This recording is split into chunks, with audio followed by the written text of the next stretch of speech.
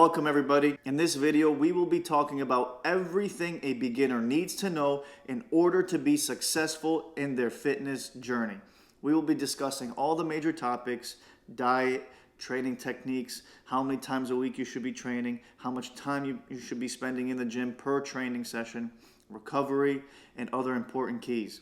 By the end of this video, you should be well equipped to get started and know exactly how to take the first couple steps to finally reach your fitness goals, whether you're trying to build muscle, strength, lose some fat, or just get in shape overall. We'll have the fundamentals, the basics, the know-how to get started and get going on your fitness journey. So without further ado, let's get started and get the show on the road.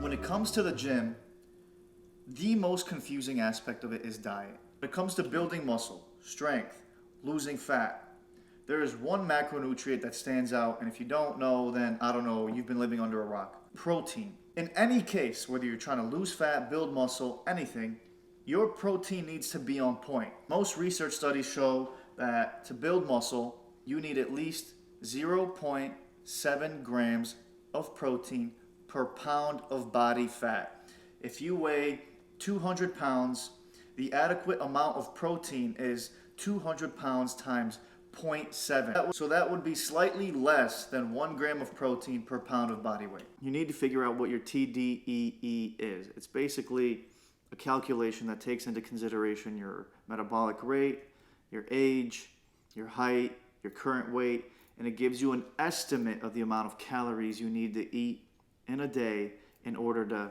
maintain your current weight. And it also takes into consideration your activity level. So if you're very active, you need to eat more. If you're less active, you need to eat less. It gives you an approximation. What you do is take that approximation and you go with it. And you track your food as best as you can. And if you find after several weeks you've lost no weight, then you should probably decrease the calories another 200 or so and track the progress again. If you start losing weight a little bit, good, you're headed in the right direction. If you're serious about your fitness goals, especially for fat loss, you definitely want to make sure that you're weighing out your food or measuring it in the most accurate way you can, using cups, tablespoons, teaspoons. For a beginner, use a scale, track your food as best as you can, use MyFitnessPal or another app of your choice, or just write everything down on a pen and paper and add all the macronutrients and calories and keep track of it that way. Remember, condiments have calories: mustard, ketchup, mayonnaise. They all have calories. They're not calorie free. Sodas, if you drink coffee like me and you put in creamer, it has calories. These are what you call, calorie creep or bleed, that you don't realize that, if you put a tablespoon of creamer in this coffee and you have a narrow window of calories for the day, you might have gone over, 100 calories just because of a creamer or, not measuring your ketchup.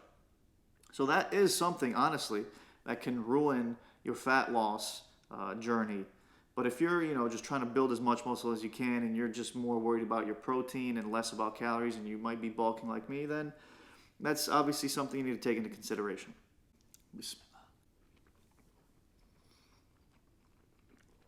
I could never be a vegan or a vegetarian.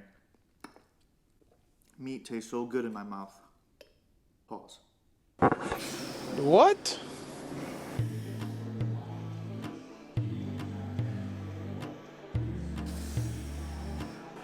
So what I like to do personally is, if I know I can dumbbell press 80 pounds, I usually grab 40 to 50 pounds as my warm-up set. And I'll do the same controlled, paced, with the same tempo I would with the real working sets as I would with my warm-up sets. Nice and slow, deep stretch at the bottom, strong squeeze at the top. You do 12 to 20 reps of that for 2 sets, you should be well warmed up. Now first, warm-up sets don't count as real sets. If you're planning on doing 3 to 4 sets of dumbbell chest press, you do 2 warm-up sets and then you do 3 to 4 real sets or working sets. The warm-up sets are strictly just to bring blood flow to the target muscle area and warm you up. When it comes to building muscle, you really need to focus on the tempo of the movement on the exercise that you're doing. If we're doing bicep curls, bringing the dumbbell to the top and squeezing is the concentric phase. Lowering the weight back down is the eccentric phase. So the eccentric phase is basically the stretching or relaxing of the muscle.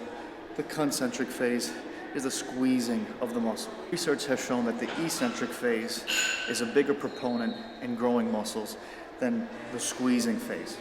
Best practice in terms of tempo is taking 1 to 2 seconds to bring the weight to the top and squeeze, and taking 3 to 4 seconds to bring the weight back down. You want to absolutely control the weight. You don't want to be one of those people at the gym who swinging weight around and really limiting their range of motion and not focusing on the squeeze at the top of the contraction and the slow eccentric and the stretch of the muscle fibers as they're bringing the weight back down. It's better for you to work out with less weight than you can do and perform the set correctly and have the correct tempo and focus on the stretch and the squeezing of the muscles than trying to ego lift and lift more than you can and do it incorrectly, where you're really going to limit the amount of gains you can make.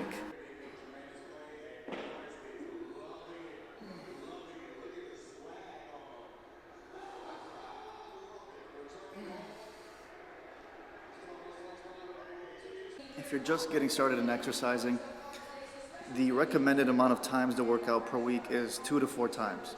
If you have previous exercise experience, you played a sport in college or high school, you can probably up that between 3 to 4 times or sessions per week until your muscle memory kicks in and your body adapts to it. But if you're a complete beginner, I'd recommend starting between 2 to 3 times a week till you learn the foundation, the basics, and as you start to gain experience and more knowledge and become an intermediate trainee, then you can probably increase the amount of days you go to the gym. Now with each training session, I recommend at least a half an hour per training session, but somewhere around 45 to an hour is what I like to stick to personally. When I have that small window of 45 minutes to an hour, I really have to focus on my workout. If I have 6 or 7 exercises to do and I take 90 seconds to 2 to 3 minute breaks in between sets, that gives me a short window to really focus on my exercises, get the workout done, and do it as intensely as I can. And I have to minimize the amount of scrolling I do on my phone, chitter chatter. When it comes to building muscle hypertrophy, the research in the literature says you should be doing 12 to 20 sets per muscle group per week. If I'm working out my chest should get at least 12 sets this week in order to continue to grow. Same thing with your back, shoulders, delts, triceps. Whatever the training split you choose, I'd probably do 3 to 4 sets for each muscle group. That would be adequate for a beginner until you become more experienced, until you learn the basics and the foundations and the exercises and the movements. And as you start to progress and you start to grow, then you can increase your training volume, you can increase the amount of days that you go to the gym over time. But during that first year, you can put on a ton of muscle just by working out consistently and actually having good workouts. You're not going to the gym just swinging weight around, but you're actually trying to stimulate and fatigue those muscles. By the end of a session, you should feel sore, and your chest should be sore for a couple days.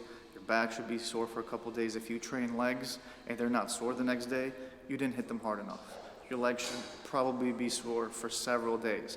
Other muscle groups like your biceps, triceps, shoulders, smaller muscle groups, they recover very quickly and they're not going to be as sore for a long period of time.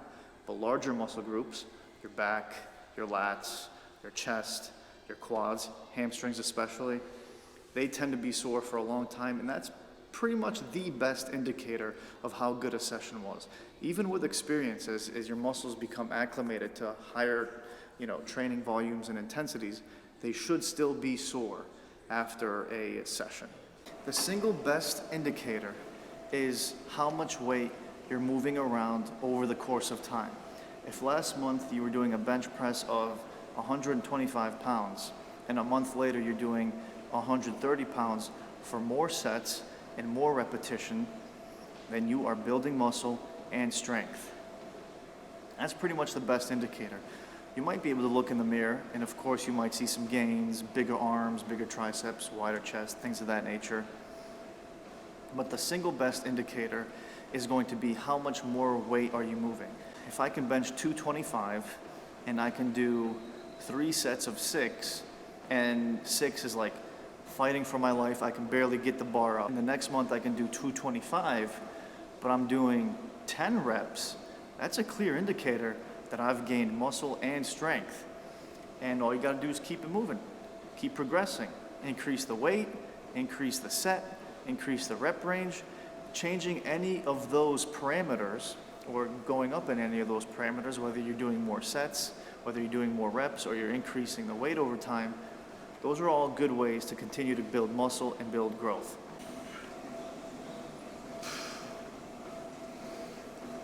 One of the most key principles to master in the beginning of your training journey is the muscle-mind connection. All right, so that's basically being able to feel the muscle that's being worked. You're connecting your brain to the muscle. As a beginner, you might do an exercise and you might not necessarily feel the target muscles being worked. You might do a bench press and you'll feel a pump in your chest, but you may not feel your anterior deltoid being worked. You may not feel your tricep also being worked. You may not necessarily feel the stretch at the bottom of the movement, and you may not necessarily feel the squeeze at the top. So as a beginner, that's why I recommend doing less weight than you're capable of until you master the movement of that exercise and you master the muscle-mind connection. Just like this tricep extension. Obviously you want to focus on good form, and focusing on the stretch and the squeeze beats ego lifting in terms of gains every single day. When you take this tricep rope extension, I can squeeze at the bottom of the movement here and I can feel each tricep being worked. And as you gain more experience, you can do some random one-off exercise. You might even be able to make up a new exercise, and you can, in the back of your mind, you can like, yeah, I feel that working my rhomboids. I feel that working my lats. When I do it this way, I kind of feel it more in my posterior delts than I really do in my lower lats. And so as you become more experienced and those neural pathways connect and form, you're really going to be able to just do exercises and feel the target tissue that's being worked. And I would say that's one of the most important concepts to master in the beginning, because then you know you're doing an exercise right or wrong. You can just feel the exercise, if it feels correct or if it feels off. Another key to keep in mind is realistic expectations when you first start going to the gym. But you will not enter the gym and know exactly what you're doing all the time. Never feel offended or insulted if somebody comes up to you and tries to give you advice, critique you on your technique, try to improve your form. When it comes to realistic expectations, body dysmorphia is real. As you start to build muscle, as you start to make gains, a majority of men are never satisfied with what they see in the mirror. One thing you should never do, especially in the beginning, is compare yourself to the dude next to you. Never be discouraged or disappointed because you don't look like that guy. His journey started a long time ago, or could be using extra assistance, if you know what I mean. Your journey is your own, and your only competition is the person that you see in the mirror. Not the gym mirror, your home mirror. That being said, trust me when I say this. The end destination is not nearly as satisfying as the journey. The hard work, the discipline, the dedication, the consistency, the learning curves, the setbacks, overcoming challenges, that's my monster. All of that is the best part. And the slow gains that come with it, they're just icing on the cake. And that brings me to my last point. Rest and recovery. Now, if you're working out every single day, you need at least 1 day a week to recover and allow your muscles to heal and repair. However, as a beginner, if you're training anywhere between 2 to 4 times a week, you should have ample time for your muscles to rest and recover. There's certain ways you can recover and allow your muscles to rest and repair. You know, active recovery involves light, easy walks. You can sit around, chill, do nothing all day. You can do ice baths. However, there are certain stipulations with ice baths. Research has shown that you should avoid doing ice baths on training days or at least 6 or so hours before or after a workout. A good, balanced nutrition full with fruits, vegetables, whole foods, and at least 6 to 8 hours of sleep. Some studies say 7 to 9 hours. For some people, that's more difficult and a little unrealistic. 6 to 8 hours of good quality sleep, healthy diet, nutritious, whole foods, which will really fuel your body, fuel your mind, your brain, your muscles, allow them to recover. And if you're training 5 days a week, 1 day a week of good rest and recovery is needed. If you're just getting started, you're training 2 to 4 times a week, you should have ample time in between days to really recover. If you like this video, if you gained some sort of knowledge and insight from this video, please hit the subscribe button, hit the like button, share it with a friend, and tune in for next time.